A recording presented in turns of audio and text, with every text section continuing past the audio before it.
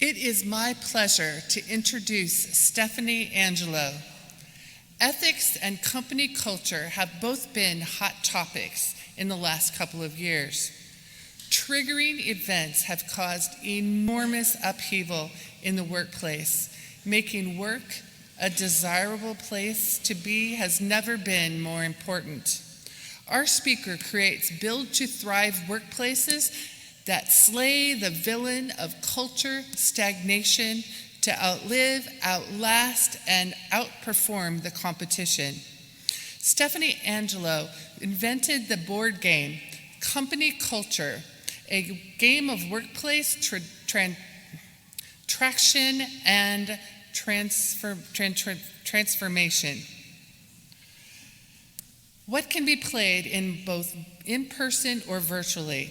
Participants join from Egypt, Germany, Australia, Canada, and the United States, all playing together at the same time. Corporations, conferences, and associations across the United States, Canada, and Europe hire Stephanie for her unique, trademarked, and innovative sessions. Today's presentation will include a virtual survey, so get your cell phones ready. Stephanie is a member of the National Speakers Association and the Society of Human Resource Management. She is both HRCI Ethics certified and is a certified virtual presenter. She's invented 2 board games and co-wrote the true crime memoir, Serrated, winning several awards for her work. From the state of Arizona and a dual citizen of the United States and EU, she is slaying her own villain of stagnation by learning to speak German. Well, at least trying. With her presentation titled Ethiture, Where Ethics and Culture Merge, let's welcome Stephanie Angelo.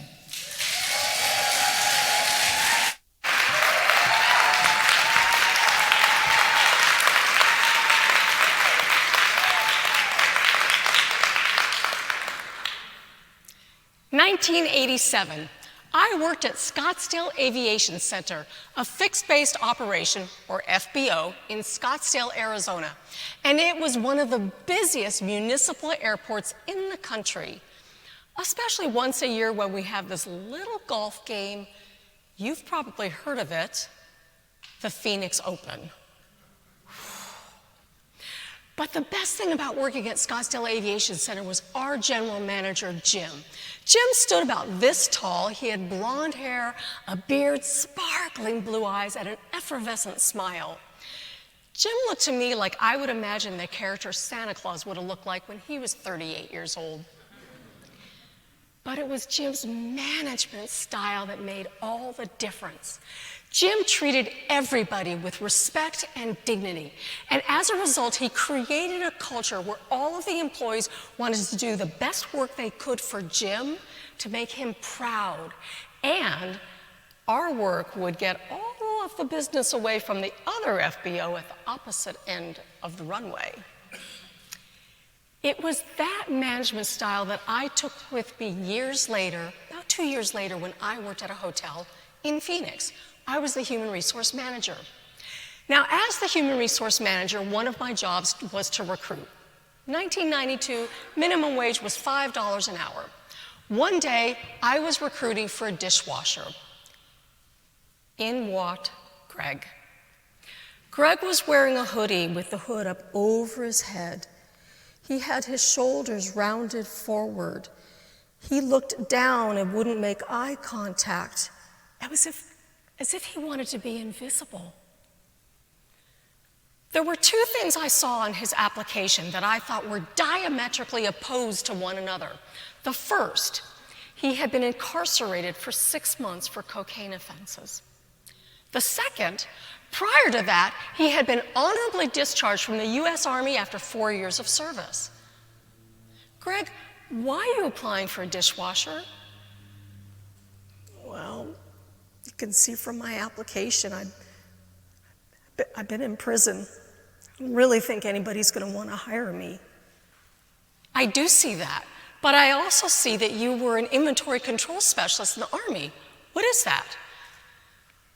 Well, we would go into the warehouses and have a clipboard, look at all the things on the shelves and count it and put everything in the computer so that the Army always had everything it was supposed to have. We have something like that in the hotel.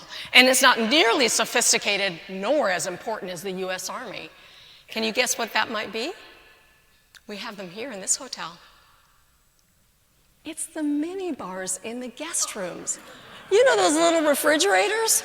Ours had little bitty chocolate bars and a bottle of liquor about that big. You might get one drink out of if you were lucky. So Greg, wait here a minute. I've got an idea. I went and talked to the banquet manager because he was also in charge of the minibar attendants. I said, I've got a guy here applying for dishwasher and I think he's overqualified. I can hire another dishwasher. Would you come and speak with him? So they had an interview and it went really well. I checked Greg's references and everything cleared. We were able to offer this guy who thought maybe if he was lucky would get a $5 an hour job, a $6 an hour job. Now that was made possible too because in our hotel we had a general manager, Bob. Bob believed in personal and professional development. He believed in taking people's skills, knowledge, and abilities to the best of their capabilities, which would lift them up as individuals and improve their lives, and our hotel and the guests would benefit from that. Shortly after we hired Greg, the hotel sold. It had been owned by an insurance company and no longer was. Our beloved general manager, Bob, lost his job. 15 managers lost their job. Because we were no longer owned by an insurance company, I had to get a new benefits plan. So I looked for something that had durable medical equipment for the employees I knew that had diabetes. I knew we needed something that had good coverage and was affordable. I'm sure you can relate to this for your families. I finally found a plan I thought was really good. The day of open enrollment, I was walking into the office, and the new general manager said, "Hey, Steph, come here, I want to talk to you." So I went into his office, I sat down. He said, "I have an idea. How about you call that insurance company you've got coming this afternoon, cancel them. We'll bring in a friend of mine, he's a broker. We're going to offer the employees another plan. We'll charge the hourly employees $5 more a month on their premium and put that into an account. At the end of the year, you and me and the other 4 members of the executive team can divide that. What do you think?"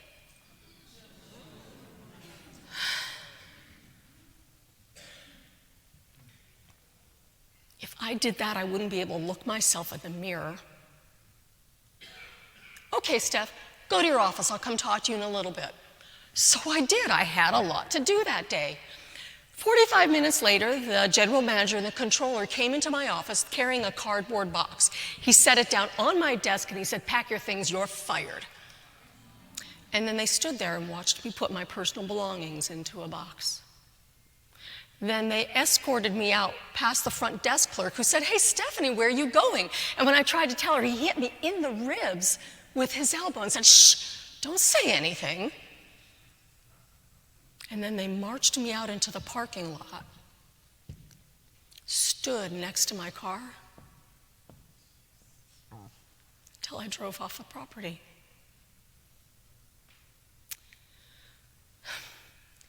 Here's what I want you to know. And think about this.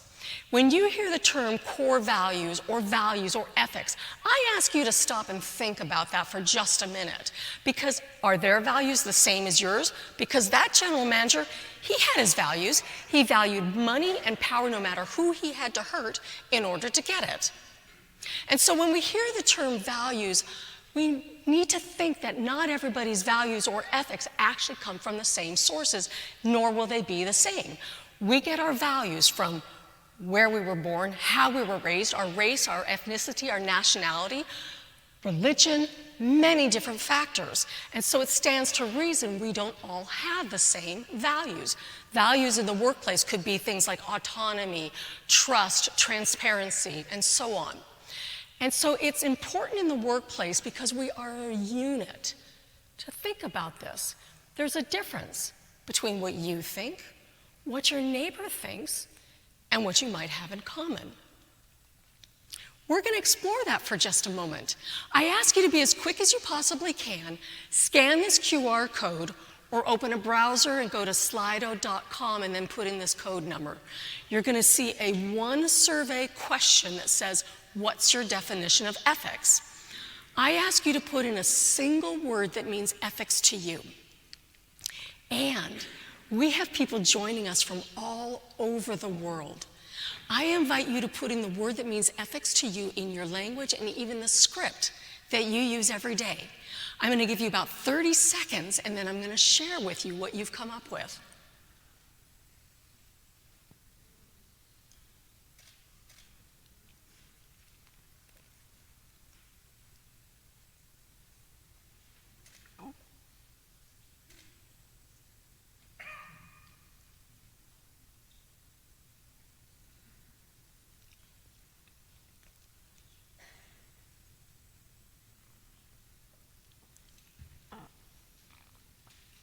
Okay, let's take a look and see what happened.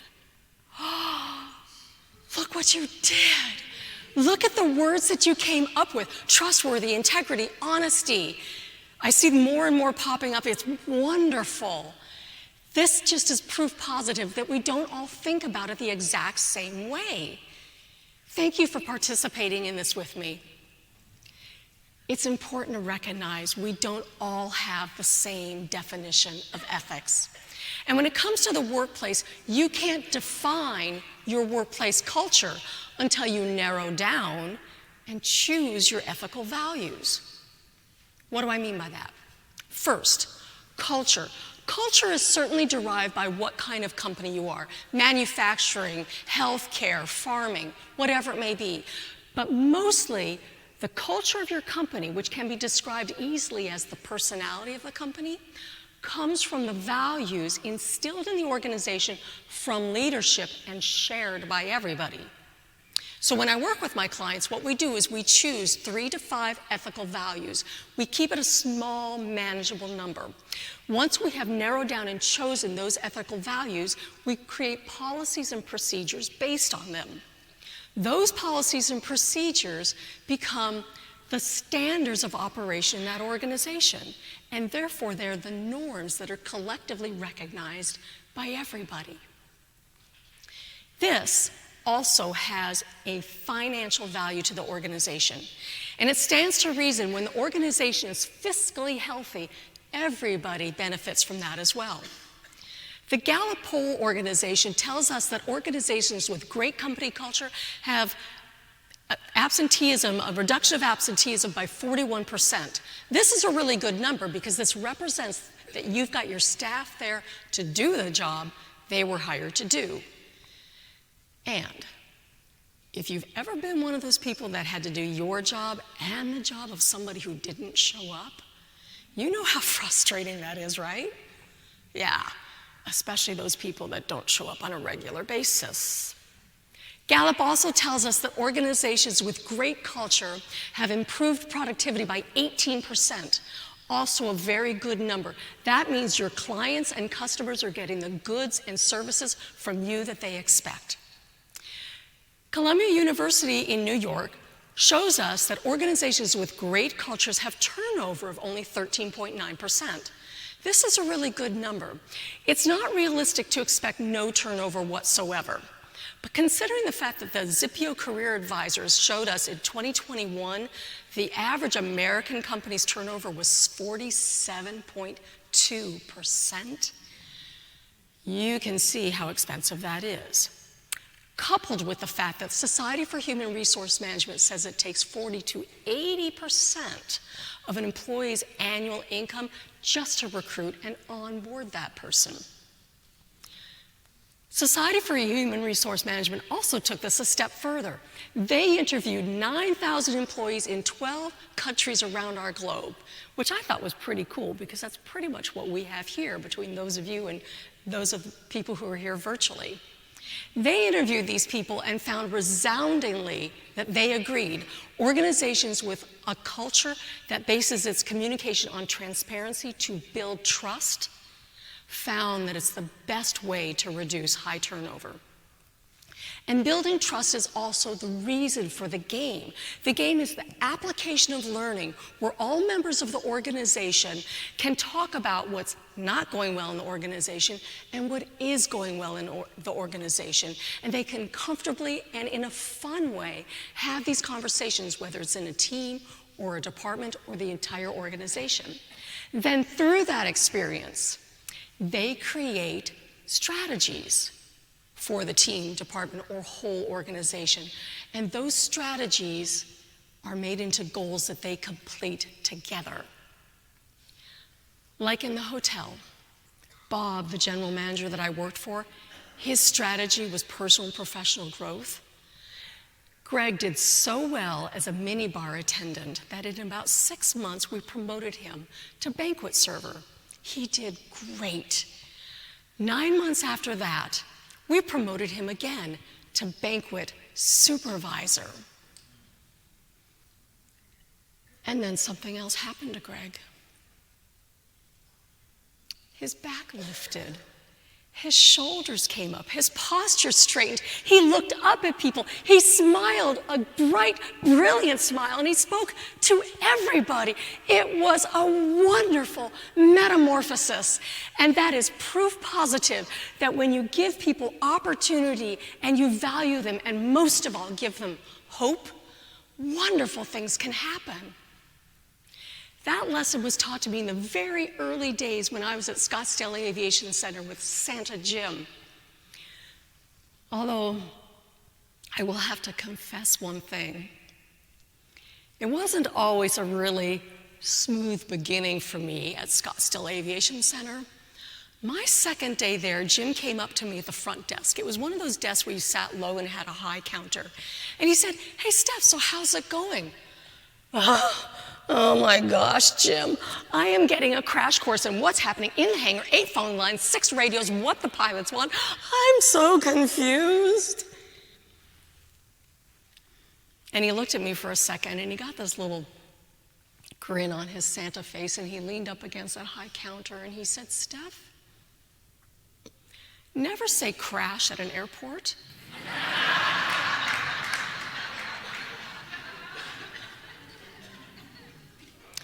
Wonderful, valuing leadership with a hint of humor. And when I started to think about ethics and culture, and ethics and culture, and ethics and culture, they literally ran together in my brain and became the word ethiture. And I invite you to use that word. I share it with you. Ethiture, when you speak to the people you work with, when you talk to them about merging ethics and culture to create the organization that you want, that slays the villain of stagnation by not always doing the same things the way you've always done them. Ethiture, where you create strategies that become the norms of operation so that you all share them as a collective organization. When I found out that the theme to this year's convention was Waves of Inspiration, I thought, that's perfect. Because the first wave in this process is ethics. And when you merge that together with culture, those elements become ethiture. And the next element, and the most important one, is you. What will you do when you go back to your workplace and you talk to the people that you work with, when you share with them the idea of merging ethics and culture to create great company cultures that have a personality true to your own organization that slays the villain of stagnation?